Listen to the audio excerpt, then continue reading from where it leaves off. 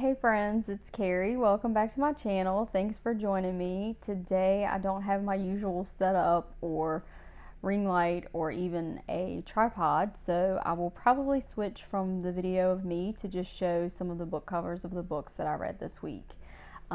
If you follow me on Instagram, then you are probably already aware that we suffered a major ice storm, and we're talking epic proportions because on Saturday we had about 90 to 95% of the county without electricity, and 3 days later I think we're still at 85%. So it has definitely been a struggle for a lot of people. I'm very lucky because my parents do have a generator, so I was able to come over here after a couple of days of sticking it out in the dark and the cold. But we are scheduled to have another ice storm here on Thursday, so I am hoping that our emergency workers and linemen who are out there trying to keep us safe can do their job without getting hurt, because it was some really dangerous situations out there, and the roads, some of the roads were completely blocked. Roads had power lines down on them. We had some house fires from some power lines falling onto houses, so some very scary situations. So I'm very glad that my family made it out unscathed and no electricity. Not a big deal. We can get through that. But I figured if I didn't make a weekly wrap-up video this week, the next time I made a video I would probably have about 10 books to talk about, and no one wants to listen to me blather on for like 30 or 40 minutes. So I thought I would try to get a quick one in. And the first two books that I read over the last week and a half or so were 1984 by George Orwell and Brave New World by Aldous Huxley.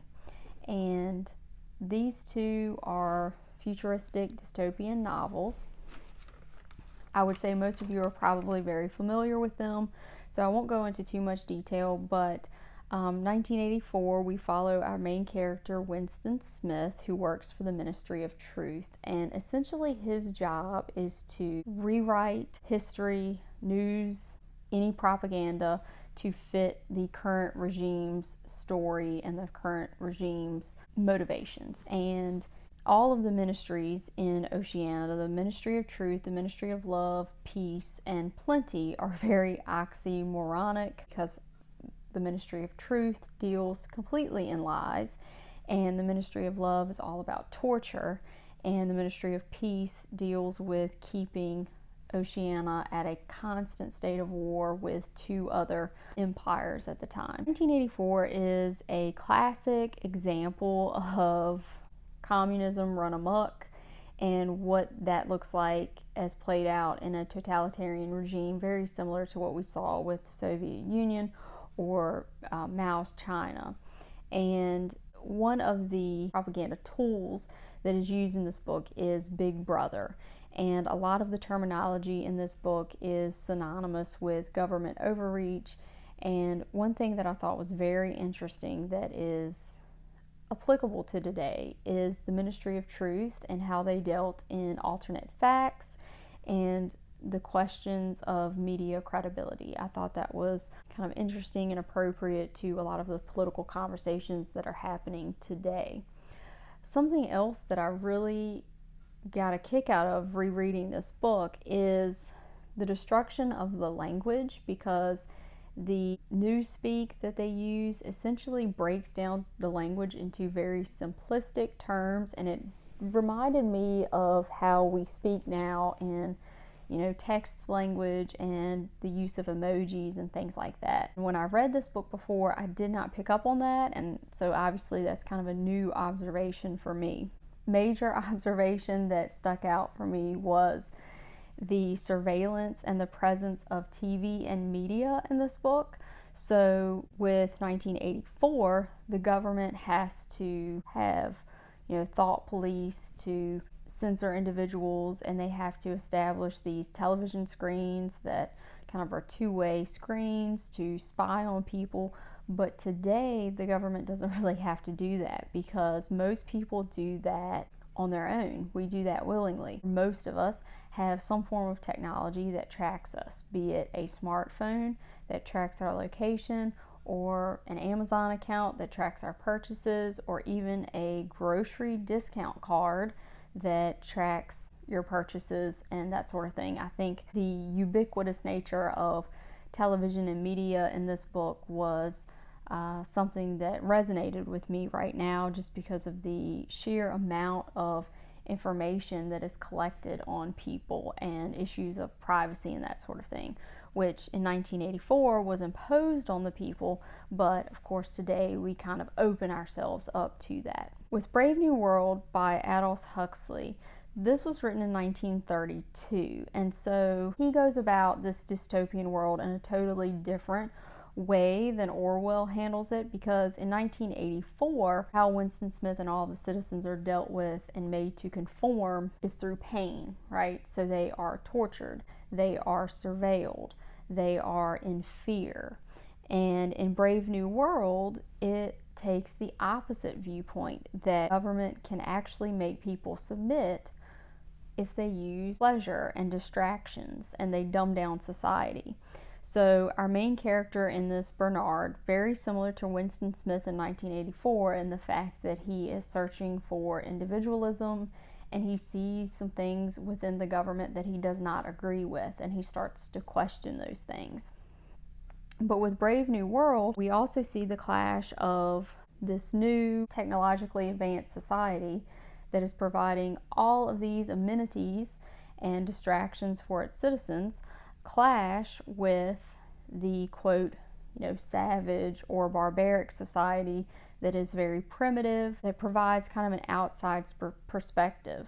So John the Savage did not grow up in this genetically modified Brave New World where babies are grown in test tubes and people don't get married. It's a very polyamorous society with easy access to drugs, easy access to mindless entertainment. And I really saw this as similar to colonizers and indigenous people, because a lot of times it was the thought of European colonizers that they were so far advanced and so superior technologically and quote, more civilized that that kind of dictated how they treated and how they dealt with indigenous populations that they encountered. I thought it was very interesting that both of these books mentioned Shakespeare. So Shakespeare is synonymous with art, literature, kind of those poetic pursuits that for most people make life interesting. And in both of these societies, reading was, if not banned, it was discouraged. So in 1984, it was literally banned. But in Brave New World, society has been dumbed down so much that most people don't pursue or question any sort of intellectual stimulation beyond what the government provides. There were lots of things in both of these novels that I think people are very cautious about. But if it were me, I would be more fearful of some of the things from Brave New World, just because, when I look at television and I see the caliber of entertainment that's being put out there and the sheer amount of it, and most of it serves to dumb down our society. There are some stellar productions out there. I'm not saying every bit of film or television is asinine, but there's much more of a focus on that sort of entertainment. So I think that BookTube could save us from a Brave New World situation, guys. I'm not trying to make it too serious here, but I do think that the more people read and seek out their own ideas and philosophies, and the more we cultivate a love of literature and that sort of thing, I think it's definitely a step in the positive direction for our society as a whole. So I really enjoyed both of these. I don't know that I gave a very great overview or summary of these. I apologize, both of these books, I left them at my house, but I will say I was pleasantly surprised by Brave New World, and I don't think I spoiled anything for you. If you haven't read these books, you should definitely give them a try. I think I liked the ending to Brave New World better, just because I liked that book a little bit better overall. With 1984, given the political landscape of the time and given what was being seen on the world stage, I can kind of understand why that book took the turn that it did. The third book that I read this week, I only read about 110 pages or so, and it was, I think, a little over 300 pages, was A Song Below Water by Bethany C. Morrow. This is a young adult fantasy book, and we follow a main character named Tavia, who's supposed to be a siren, and she lives in a society that is forcing her to silence her siren's call, because sirens' calls in mythology can make people do pretty much anything. And so sirens have gotten a bad rap, so to speak, in the public. And Tavia has kind of a difficult relationship with her father because he really wants her to silence herself. And we do see the appearance of gargoyles, and there were some other magical creatures that were mentioned, like ilocos, which I was not familiar with, and there wasn't an explanation provided. So in the first 100 or so pages, there are mystical and magical elements that are introduced, but not a lot of explanation is given, and there wasn't enough magic for me. The author definitely wanted to use this story for a social justice statement, and I do think that the social justice and current political issues dominated the story, and I think the storyline suffered for that, and the pacing was really slow. I was very disappointed that I didn't like this book more because the cover was stunning. I was very excited about this author, and also excited to see what she did, to try to weave a lot of those issues into the storyline. But I never do this, and I went on Goodreads just to see, okay, am I missing something here before I DNF this book? And there were quite a few other people that said it was too slow, and they felt like at some points the storyline was kind of stumbling over the author's attempt to weave the social justice and racial issues in there.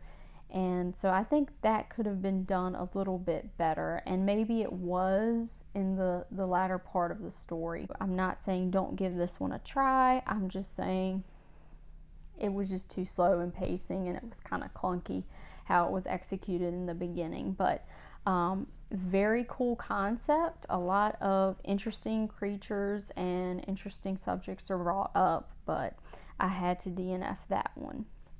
I am currently reading Beartown as an audiobook by Fredrik Backman, and of course that is the same author as a man called Uwe. It's set in a hockey town, and there's a very traumatic sexual assault in that town that involves the star hockey player, and so we're seeing how that plays out and how it has ripple effects throughout the whole town. I'm really enjoying that one. And I'm also enjoying The Passion According to G.H. by Clarice Lispector. And this one is one that I saw on Noah's channel at Everyone Who Reads It Must Converse.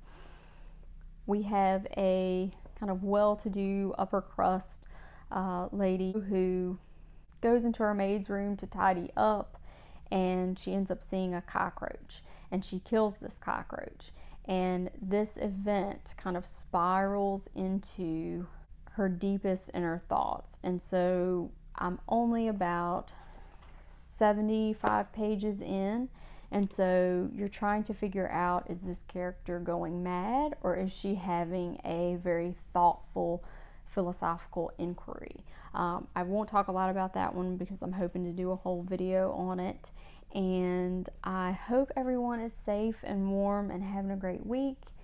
And I will see you in my next video. I apologize for the quality of this video, but it's the best I can do under the circumstances.